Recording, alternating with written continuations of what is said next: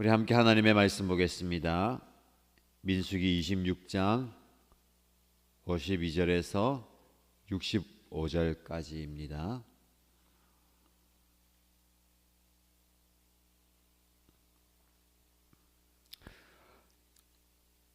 민수기 26장 52절에서 65절까지 말씀을 함께 읽겠습니다. 주님께서 모세에게 말씀하셨다.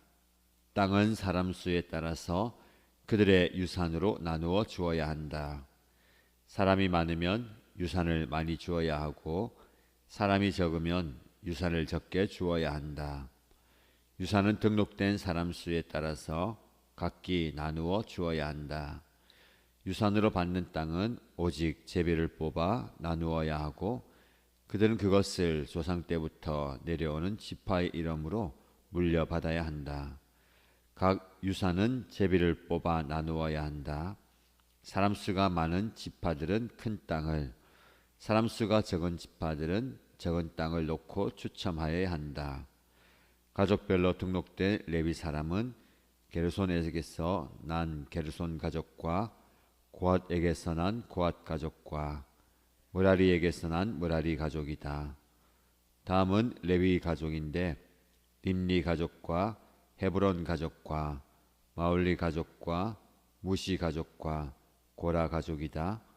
고핫은 아므람을 낳았으며 아므람의 아내의 이름은 요게벳인데 그는 레위가 이집트에서 얻은 딸이다.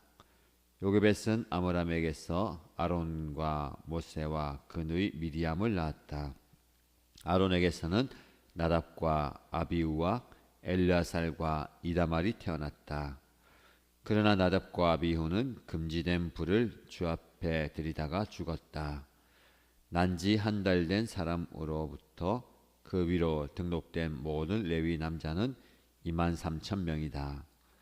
이스라엘 자손 가운데서 그들에게만은 땅을 유산으로 주지 않았기 때문에 그들은 다른 이스라엘 자손이 등록된 명부에는 오르지 않았다. 이들은 모세와 제사장 엘르아살이 여리고 맞은편 요단 강가 모압 평지에서 이스라엘 자손의 인구를 조사할 때에 그들이 등록시킨 이들이다. 등록된 사람들 가운데는 모세와 제사장 아론이 시내 광야에서 이스라엘 자손의 인구를 조사할 때에 등록시켰던 사람은 한 명도 들어있지 않았다. 주님께서 그들이 광야에서 반드시 죽을 것이라고 말씀하셨기 때문이다. 여분네의 아들 갈렙과 눈의 아들 여호수아를 제외하고는 그들 가운데서 어느 한 사람도 살아남지 못하였다. 아멘. 어제에 이어서 이스라엘 백성들의 수를 계수하는 장면입니다. 어제 말씀드린 것처럼 이스라엘 백성들의 수를 계수한다는 것은 전쟁에 나아갈 자가 얼마나 되는지 파악하는 것입니다. 그러나 오늘 말씀의 인구수를 계수하는 것은 그 전쟁에 참여할 수 있는 군인의 수와 함께 장차 가나안 땅에 들어가서 그 땅을 기업으로 유산으로 물려받을 때에 그 땅을 분배받는 것에 대한 부분입니다. 하나님께서 모세에게 그 땅을 분배받을 때에 사람 수에 따라서 그들의 유산을 나누어 주어야 한다라고 말씀합니다. 인구의 수를 세어보고 사람의 수가 많은 지파는 넓은 땅을, 수가 적은 지파는 좀 작은 땅을 분배받는다라는 겁니다. 이것이 하나님의 공평의 원리였습니다.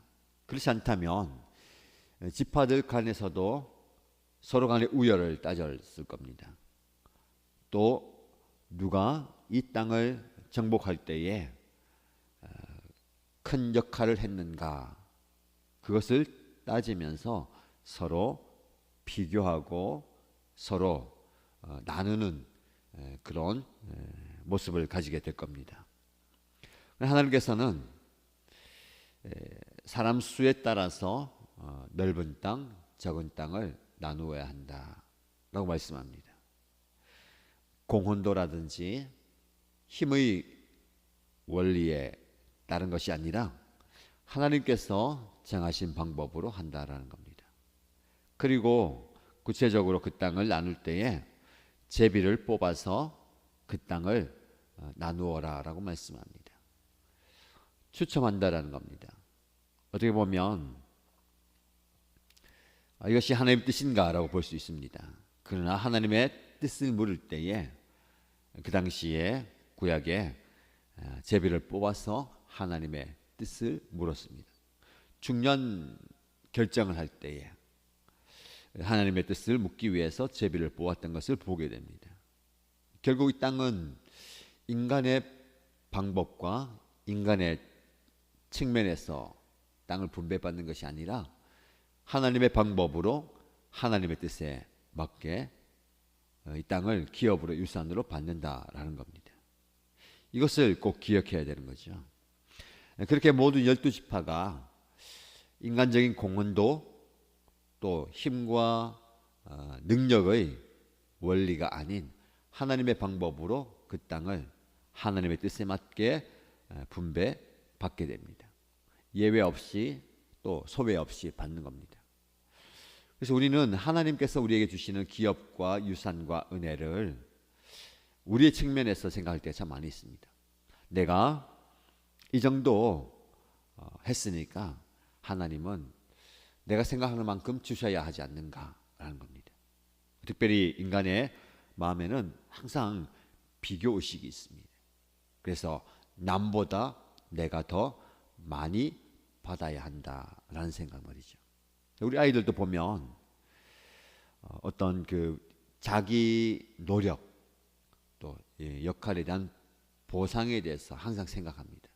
그래서 주는 사람 입장에서 똑같이 나눠주면 그게 못마땅합니다.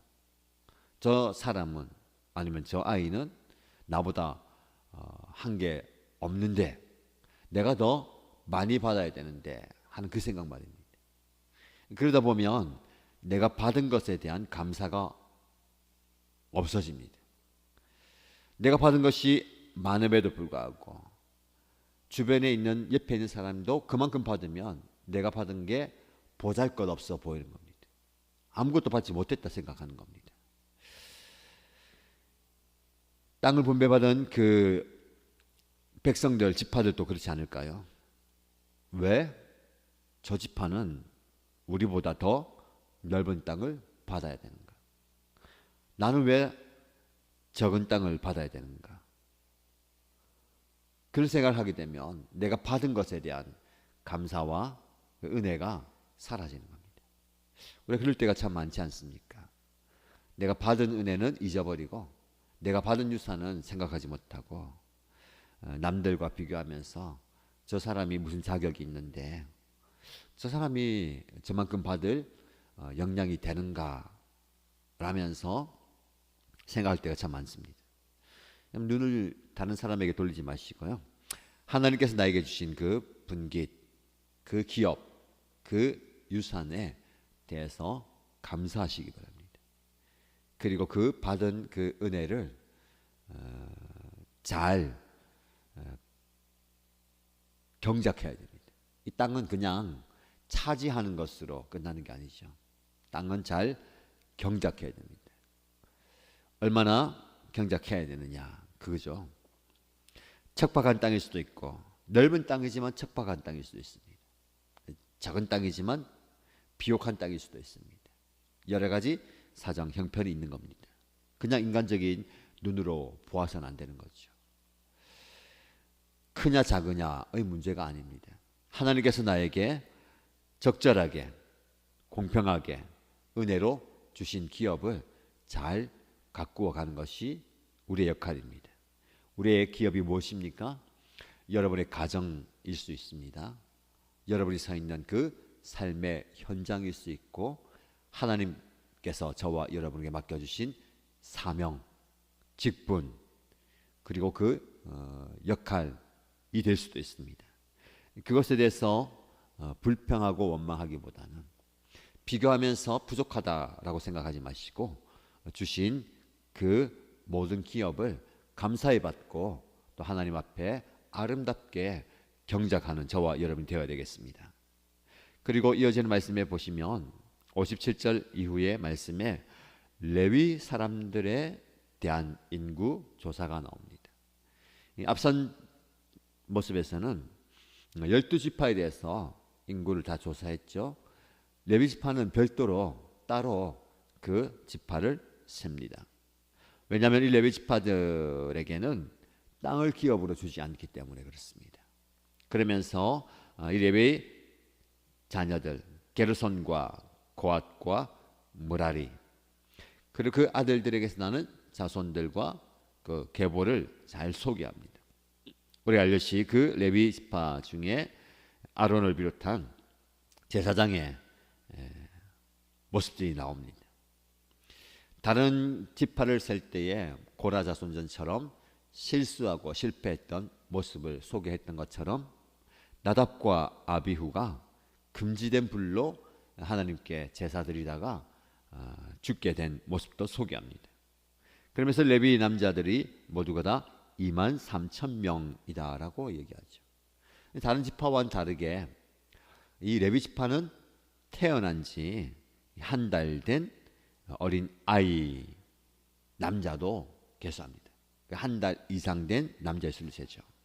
다른 지파들은 20세 이상의 남자들만 세웠습니다. 레위 지파는 특별한 민족이죠. 나머지 12지파를 대별하는 겁니다. 그래서 특별히 선택되어서 하나님의 일에 맡겨졌습니다. 그리고 땅을 유산으로 받지 않습니다. 그것은 그들에게 주신 하나님의 특권입니다. 이스라엘 백성들이 그들을 잘 돌봐야 했습니다. 생계를 책임져야 했죠. 그러면서 하나님의 일을 하는 겁니다. 그들을 대표하는 것이고 하나님의 사명을 감당하는 겁니다. 그래서 오늘 본문의 말씀에 레위 사람들에게는 특권이 주어졌습니다. 그 특권에는 사명이 포함되어 있습니다. 하나님께서 주시는 그 제사와 그리고 성막을 섬기는 그리고 이스라엘 백성들을 보살펴주는 그런 사명이 주어졌죠. 그런데 그 사명을 제대로 감당하지 못할 때에 그들은 목숨을 잃게 되는 겁니다. 지난번에 말씀드린 것처럼 우리의 생명, 우리의 목숨이 중요하지만 우리에게는 사명이 더 중요하다라는 겁니다. 우리는 사명보다는 특권을 주장할 때가 많이 있습니다. 내가 받아야 할 목, 내가 누려야 할 그 무언가를 주장합니다. 그러나 그 특권과 함께 항상 우리에게는 사명이 주어진다라는 사실을 기억하시기 바랍니다. 그리고 특권과 함께 사명과 의무가 주어집니다. 레위 지파 사람들은 그에게 주어진 그 사명을 철저하게 감당해야 하는 의무가 있었습니다. 그것을 벗어나면 그들의 존재 가치가 사라지는 겁니다. 저와 여러분에게 한번 적용해 볼까요? 저와 여러분들도 이 땅에 이 시대의 레위 지파로서 영적 제사장으로서 가정과 주님의 교회에 불러주신 사명이 있습니다. 그리고 감당해야 할 의무가 있습니다. 그 사명과 의무를 감당하면서 하나님이 우리에게 주신 특권을 누리게 되는 겁니다.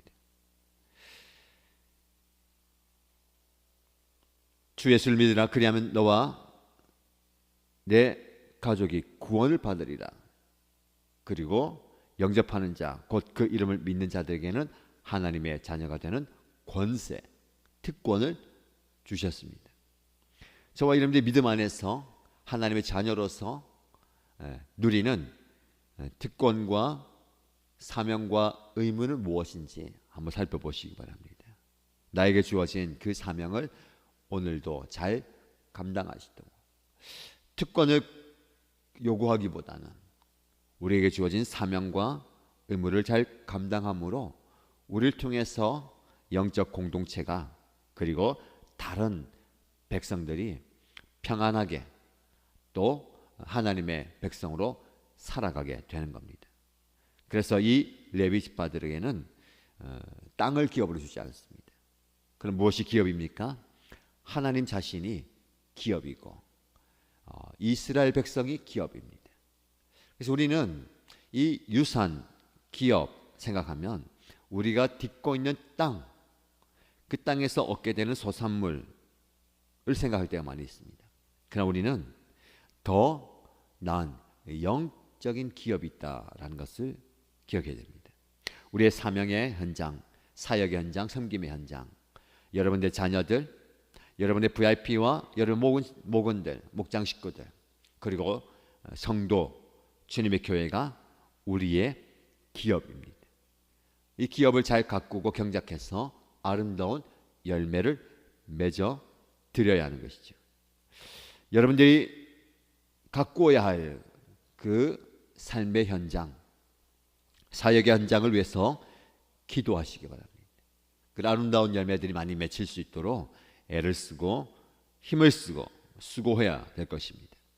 이 말씀을 마무리하면서 인구 조사할 때에 처음에 시내 광야에서 이집트를 탈출해서 이 광야의 첫 여정에서 인구 조사할 때, 모세와 아론이 인구 조사할 때, 그리고 지금 모세와 아론의 아들 엘르아살이 함께 인구 조사할 때에 그 비교를 합니다. 처음에 인구 조사했던 그 사람들의 이름이 지금은 아무도 남아있지 않습니다. 심지어 모세마저도 그의 사명을 광야에서 다 감당하고 약속의 땅에는 들어가지 못합니다. 새로운 이름들이 다 기록되는 거죠. 그러나 갈렙과 여호수아만 그 땅에 들어가는 겁니다. 무슨 말씀입니까? 지금 이 인구조사는, 땅을 분배받는 것은 눈에 보이는 어떤 복, 그것을 받는 게 아니고 이제 새로운 세대, 더 나아가서 그 세대는 믿음의 세대가 시작된다라는 것을 보여줍니다. 갈렙과 여호수아를 제외하고는 아무도 남아 있지 않다라는 겁니다. 이게 불순종의 대가죠. 믿음 없음의 대가였습니다. 갈렙과 여호수아는 믿음의 눈으로 그 땅을 보고 믿음의 입으로 선포하고 믿음의 발걸음을 옮겼던 사람입니다. 믿음의 세대가 시작되는 겁니다. 얼마나 좋은 땅이냐, 얼마나 비옥한 땅이냐, 얼마나 많이 받느냐가 중요한 게 아닙니다. 아무것도 없어도, 광야에 있어도, 나는 부족해 보여도 믿음이 유산입니다. 믿음이 가장 큰 기업입니다. 저와 여러분에게 이 믿음이 있으면 좋겠습니다. 그리고 우리의 다음 세대가, 우리는 그런 생각하죠. 얼마나 좋은 것, 많은 것, 그들이 살기에 좋은 것을 물려주어야 하느냐. 여러분, 믿음이 없으면 그것은 아무 소용이 없습니다. 믿음이 없으면 그것이 오히려 독이 되고 오히려 해가 되는 겁니다. 우리가 믿음의 유산을, 믿음의 기업을 먼저 받고 그 믿음을 아름다운 기업으로, 유산으로 물려주는, 그래서 믿음의 세대로서 이름이 기록되는 저와 여러분, 우리의 자녀들 되기 바랍니다. 여분네의 아들 갈렙, 눈의 아들 여호수아. 여러분, 여분네는, 눈은 갈렙과 여호수아의 아버지잖아요. 그러나 그 아버지는 광야 세대로서 그 땅에서 숨을 거두지만 갈렙과 여호수아는 믿음의 세대를 이끌고 가나안 땅에 들어갑니다. 그러나 이 갈렙과 여호수아를 키워냈던 그 아버지의 이름은 항상 이 갈렙 앞에 붙고 여호수아 앞에 붙는 거예요. 여분네의 아들 갈렙, 눈의 아들 여호수아. 저와 여러분들이 이 믿음의 기업, 믿음의 유산을 아름답게 물려주고 아름답게 키워가는 그런 주의 백성들 되기를 주님의 이름으로 축복합니다. 함께 기도하십시다. 첫 번째 기도 제목입니다. 하나님은 저와 여러분에게 공평의 하나님으로 나오십니다. 근데 우리는 그 공평의 하나님을 이해하지 못할 때가 많습니다. 우리 눈으로 보는 겁니다. 세상의 눈으로 봅니다. 똑같이 주어야 된다. 남보다 더 많이 주어야 된다라는 것이 우리의 공평입니다. 그러나 여러분, 하나님은 그게 아닙니다. 똑같은 게 공평이 아니에요. 하나님의 뜻에 맞게 주는 것이 공평입니다. 많이 줄 수 있고 적게 줄 수 있습니다. 높은 것 줄 수 있고 낮은 것 줄 수 있습니다. 하나님은 나에게 가장 알맞는 것을 주십니다.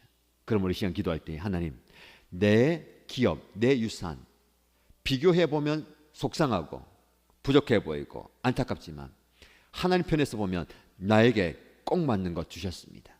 내 유산 기업을 아름답게 가꾸어 가게 하시고 아름다운 열매를 많이 맺기 원합니다 라고 기도하십시다.